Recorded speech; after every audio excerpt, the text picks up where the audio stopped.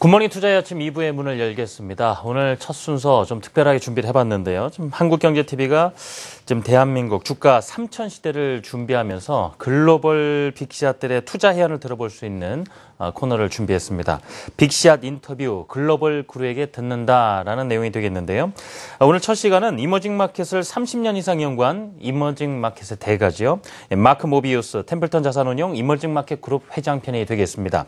한국 증시에 대한 시각과 탑픽 종목은 물론이고요. 미국 연준의 금리 인상 영향, 또 중국 증시 분석까지 해서 모비우스 회장이 들려주는 투자 조언을 지금부터 화면으로 만나보시겠습니다.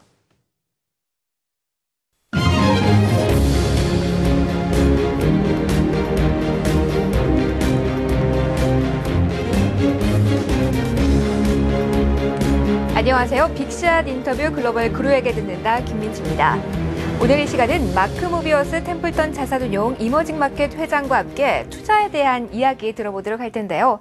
신흥시장의 투자의 귀재라는 별칭을 가지고 있는 마크 모비우스 회장 지금 바로 만나보도록 하겠습니다.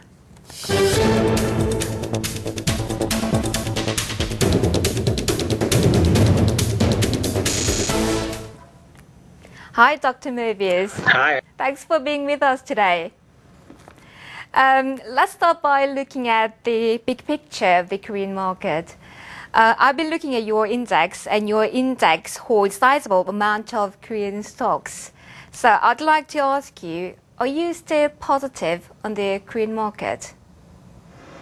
Yes, we're still very positive. And as you know, the Korean won has held up very strongly the US dollar compared to other emerging market currencies. And the Korean market, stock market, has been moving up nicely. So we're quite happy with the trends that we see in Korea. Let me put it this way. Where would you invest? KOSPI or KOSTOCK with small caps? Small caps.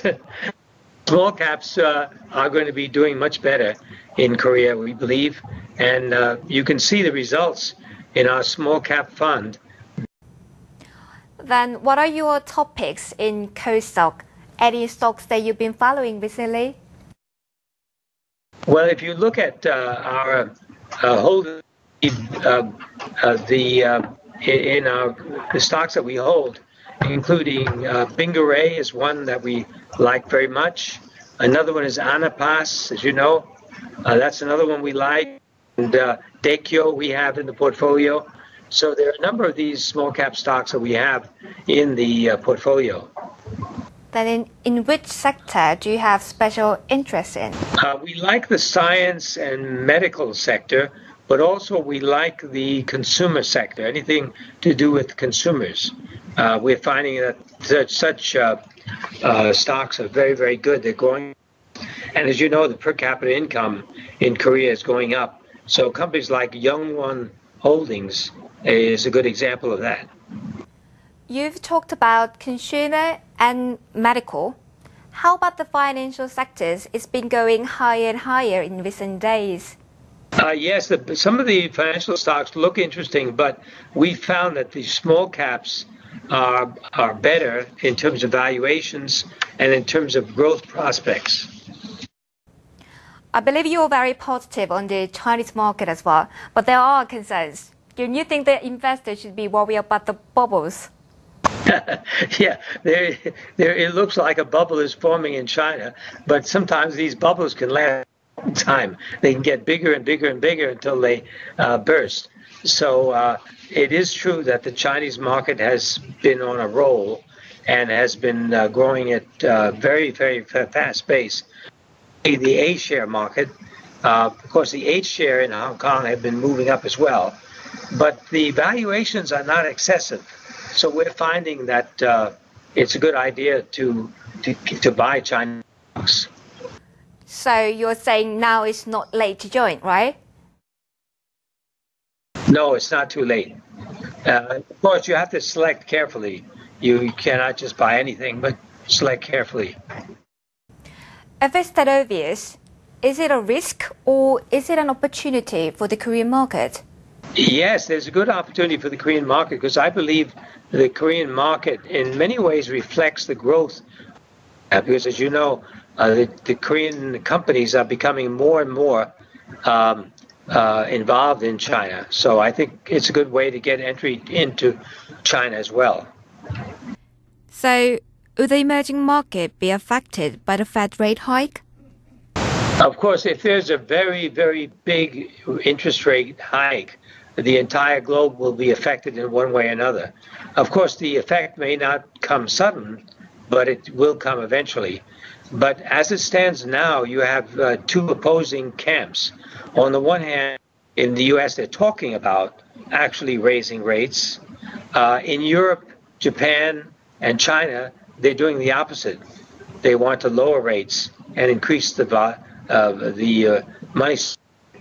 So you have two different scenarios at work at the same time.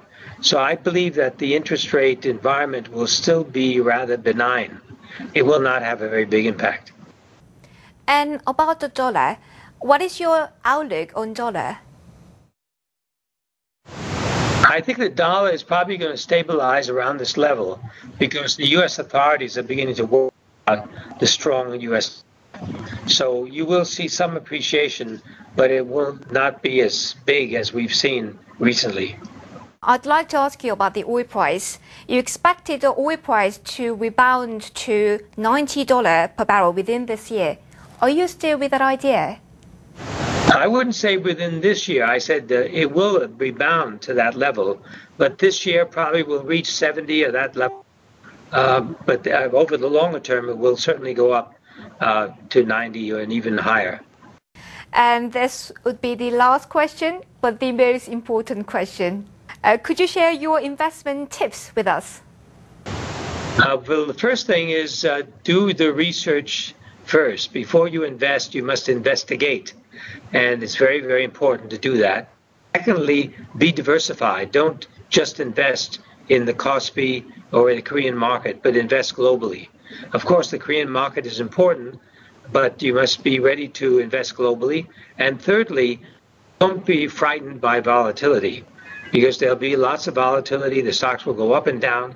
You must not get frightened by when the markets go down or get too excited when they go up. Try to do dollar cost averaging. In other words, apply a certain amount each month to your investment so that you have an average over a period of years. So you're saying that do not just buy and sell and invest, actually. That's right, exactly. Then can you put the investing tips into just one sentence?